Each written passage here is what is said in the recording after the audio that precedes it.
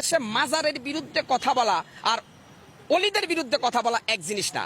মাজার পূজারী যারা আছে তারা এটাকে বিকৃত করে আমরা অলিদের বিরুদ্ধে বলছি, এ ধরনের একটা প্রপাগান্ডা কিন্তু চালিয়ে দিচ্ছে। এটা হচ্ছে তাদের নেক্সট শুরুতের ধোঁকাবাজি। আমাদের সম্পর্ক হবে মসজিদের সাথে, মাজারের সাথে না। স্পষ্ট কোরআনে কারিমে আল্লাহ পাক ইরশাদ করেছেন কবরের উপরে বিল্ডিং বানানো যাবে না। আমি কি আল্লাহটা শুনবো নাকি এদেশের তথাকথিত নাস্তিক বুদ্ধিজীবীদের কথা শুনবো? আল্লাহ বলছে তুমি সত্যের বাণী যদি উচ্চারণ করতে পারো হিম্মত নিয়ে, তাহলে যদি গোটা পৃথিবী তোমার বিপক্ষে চলে যায় তুমি সত্য থেকে এক চুলো সরবে না। আজকে আমি হকার সাইফুল বলল, যদি আমি রাষ্ট্রের কোন দায়িত্বে আসতে পারতাম, আমি একদিন বেঁচে থাকতাম বাংলাদেশের প্রত্যেকটা মাজারকে ভেঙে মাটির সাথে গুড়িয়ে দিতাম। এতে করে আমার জীবনে কি হবে আমি সেটা দেখবো না। এই মাজার ভাঙ্গার সাথে আল্লাহর সন্তুষ্টি জড়িত। আপনারা মনে করেন মাজারে যিনি শুয়ে আছে উনি হয়তো আল্লাহর জান্নাতে চলে গেছে। হযরত শাহজালাল শাহপরানরা আমাদেরকে ইসলামের দ্বীনি শিক্ষা দিয়েছে। আমার তো মনে হয় যদি শাহজালালকে আল্লাহ আরেকবার ফিরে দিত, শাহজালাল সিলেটের খাদেমকে আগে জবাই করতো যে বেটা বদমাইশ, আমি এসেছি এই জমিনের মধ্যে ইসলামকে কায়েম করার জন্য, আর তুই আমার পূজা করে আল্লাহর সাথে নাপারমানি করতেছিস। না, এটা শাহজালালের শিক্ষা হতে পারে না, এটা শাহপরানের শিক্ষা হতে পারে না। এটা হচ্ছে ধান্দাবাজ ব্যবসায়ী যারা আছে মাজার পূজারী, ওদের ধান্দা ওইটা। কি হয়েছে আজকে আপনারা আইসা মানববন্ধন করতেছেন কেন? মাজার ভাঙতেছি। আরে মাজার ভাঙতেছি আল্লাহকে খুশি করার জন্য। আর আপনারা মাজারে গাঁজা টানেন কেন? আপনারা মাজারে সেলফি তুলে মেয়ে ছেলে একসাথে এভাবে অবৈধ কাজ করতেছেন কেন? গান বাজনা ঢোল বাদ্য বাউল শিল্পী যারা আছেন, কোরআনের কোন রেফারেন্স আছে? আসেন, আমি হকার সাইফুল চ্যালেঞ্জ করি, কোথায় বসবেন? কোরআন থেকে প্রমাণ করে দিব গান বাজনা বাদ্য ঢোল হারাম, মাজার হারাম। আরে ভাই, বিশ্বনবীর কাছে যেখানে ছাওয়া নিষেধ, সেখানে আমরা দেখছি অনেকে মাজারা যায় সেজদা দিচ্ছে। ওই চট্টগ্রামে এক ভণ্ড আছে মাইজ ভান্ডারের ওখানে, দেখি মহিলারা তারা সেজদা দিচ্ছে। আপনি এভাবে গোটা ইসলামটাকে ধ্বংস করে দিবেন আর আমরা ইসলামের পক্ষে কথা বলতে পারবো না। আপনি শয়তানের অনুসারী হয়ে হুঙ্কার ছাড়বেন আর আমি রাসূলের সৈনিক হয়ে আপনার হুঙ্কারের প্রতিবাদ করতে পারবো না। মুসলমান কি এত দুর্বল? তবে আমি মনে করব হয়তো অনেক জায়গায় বেশি একটু ওভারটেকিং হচ্ছে। আগে আমাদের ইসলামকে ক্ষমতায় আনতে হবে, তারপরে মাজার না শুধু কোন ভণ্ড অলির দরবারও এই দেশে থাকবে না। দেওয়ানবাগী মতিঝিলের বিশ্ববিখ্যাত শয়তান ছিল, নির্বাজাল শয়তান দেওয়ানবাগী। সেই দেওয়ানবাগীর মাজার ভাঙ্গার কারণে একদল এসে মানববন্ধন করে, লজ্জা প্রত্যেকটা মুসলমানের জন্য। এইভাবে বিভিন্ন দরবার শরীফে আমরা দেখি যে এখানে উরুসের নামে গান বাজনা হচ্ছে, যেটা ইসলাম পরিপন্থী, কোরআন পরিপন্থী। অতএব আমরা যেটা মনে করি, সৌদি আরবে যখন মানুষ হজ করতে যায় বিশ্বনবীর কবর জিয়ারত করে, কবরকে পিছনে রেখে পাবে, অর্থাৎ বিশ্বনবীর কবরের কাছেও কিছু চাওয়া যায় না, সেখানে বাংলাদেশের অলিদের কাছে কিভাবে চাওয়া যায়। আর একটা রেফারেন্স দিব, জান্নাতুল বাকিতে বিশ্বনবীর অসংখ্য সাহাবাইজমান শুয়ে রয়েছে, ওদের কবরের উপরে একটা পাথর। বাংলাদেশে এরকম বিল্ডিং উড়াচ্ছেন, কারণটা কি? ওরা কি বিশ্বনবীর সাহাবীদের চাইতে দামি? বিশ্বনবীর এতগুলো সাহাবা জান্নাতুল বাকির মধ্যে শুয়ে রয়েছে, ওদের কবরের মধ্যে একটা পাথর। যদি ইচ্ছা করতো ওদের কবরকে সোনা রূপা দিয়া মুজাইদ করে বানাইতে পারতো, কিন্তু আসলে আল্লাহ কোরআনে বলছে কবরের কোনো বুজুর্গি নাই, বুজুর্গি হচ্ছে আমলের।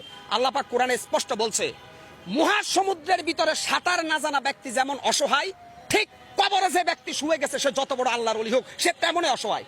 কেন? হাসরের ময়দান আল্লাহ কোরআনে স্পষ্ট বলছে আমাদের নবী মুহাম্মদ সাল্লাল্লাহু আলাইহি সাল্লাম ছাড়া প্রত্যেকটা নবী বলবে ইয়া নাফসি ইয়া নাফসি। তাহলে এই ভণ্ডদেরকে ওদের বাবা বা অলিরা কিভাবে জান্নাতে নিবে?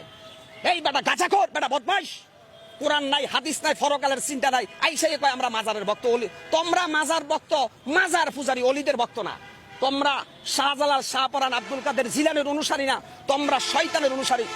৯৬% মুসলমানের দেশে প্রত্যেকটা মুসলমানের ইমানি দায়িত্ব মাজার পূজারীদেরকে শায়েস্তা করা।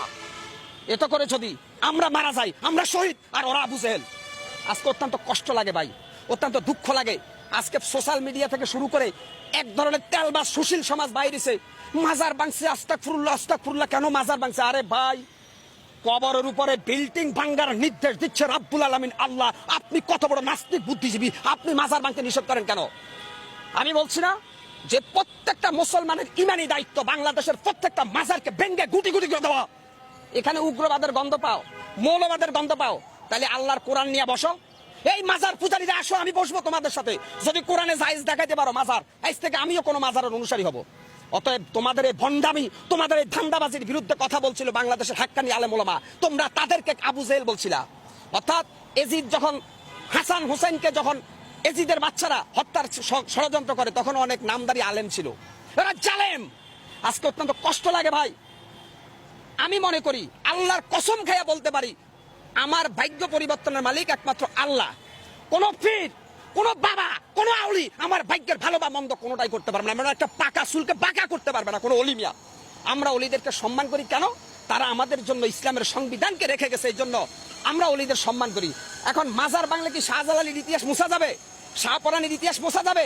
মাজারের সাথে শাহপরানের সম্পর্ক না, শাহপরান আর শাহজালালের সম্পর্ক আল্লাহর সাথে, আর মাজারের সাথে সম্পর্ক হচ্ছে খোদা দহি নাস্তিকদের। মিয়া কেন আপনারা এখানে বারবার বলতেছেন অলিদের বিরুদ্ধে? শাহজালাল, শাহপরান 360 জন যে অলি আসছে প্রত্যেকের সম্পর্ক ছিল আল্লাহর সাথে। আর যারা মাজারের মধ্যে সেজদা দেয়, পূজা করে, এদের সম্পর্ক ইবলিস শয়তানের সাথে। এরা শয়তান, এরা বাটপার, এরা ধোঁকাবাজ। কি হচ্ছে? শেখ হাসিনা প্যাসিস্ট, হাসিনার আমলে হয়তো কেউ কথা বলতে পারে নাই, কারণ শেখ হাসিনা গোটা রাষ্ট্রটাকে জিম্মি করে রেখেছে। আজকে আমি মুসলমান, যেই দেশে মুয়াজ্জিনের আজান শুনে সূর্য উঠে, যেই দেশে মুয়াজ্জিনের আজান শুনে সূর্য ডুবে, সেই দেশে কোরআনের পক্ষে আমি কেন কথা বলতে পারবো না? মাজার পূজারীদের কোনো দলিল নাই, আর যারা মাজার পূজারীদের বিরুদ্ধে তাদের দলিল আছে আল কোরআনের সংবিধান। সেই আল কোরআনের সংবিধান দিয়ে যদি বিচার করি, তাহলে মাজার পূজারীদেরকে আমরা প্রথমে সতর্ক করব, তারপরে তাদেরকে সুযোগ দিব, তারপরে তাদের বিরুদ্ধে অল আউট অ্যাকশনে যাব প্রত্যেকটা রাসূল প্রেমিক সৈনিকরা। আল্লাহ স্পষ্ট কোরআনে বলেছে যে খবরদার শিরক করো না, শিরক করবে না। আমার হায়াতের মালিক, আমার মওতের মালিক, সবকিছুর মালিককে আল্লাহ। এই বাটপারের বাচ্চারা আর একটা ব্যাখ্যা দিচ্ছে আমাদেরকে যে উসিলা ছাড়া কোনো কিছু হয় না। আমরা যেহেতু গুনাহগার, ওলিয়া উলিয়ার উসিলায় আল্লাহ আমাদেরকে একটু মাফ করে দিবে। ওই বেড়া বাটপার, ফজরের নামাজের সময় মসজিদে ঢুকা আল্লাহর কাছে হাত তোলা, আল্লাহ মাফ করবে। তোর এই ভান্ডাবাজি বাটপারি বন্ধ কর বেটা। কোন মৃত মানুষের উসিলায় দোয়া করার জন্য আল্লাহ নিষেধ করছে। কোন মৃত মানুষের উসিলায় দোয়া করা যাবে না, জিন্দা মানুষের উসিলায় দোয়া করা যায়।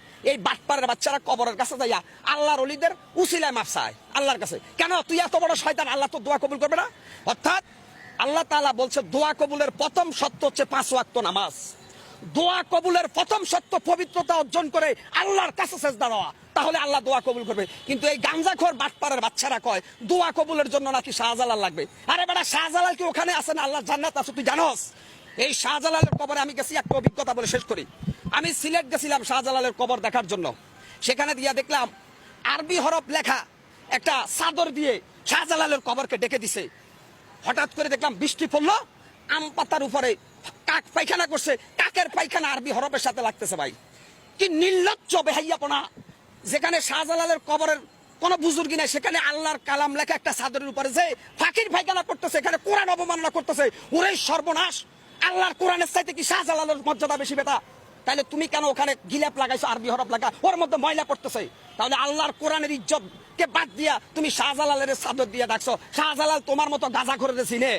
এই বেড়া বাটপার! শাহজালাল, শাহপরানরা ছিল আল্লাহর ওলি, গৌর গোবিন্দকে সাইজ করে তারা সিলেটের জমিনে ইসলামের পতাকা উড়েছে। আর তোমরা ঈশা শাহজালালের নাম বিক্রি করে ইসলামের সরাসরি বাস দিতেছ, কোরআনের বিরুদ্ধে অবস্থান নিতেছ।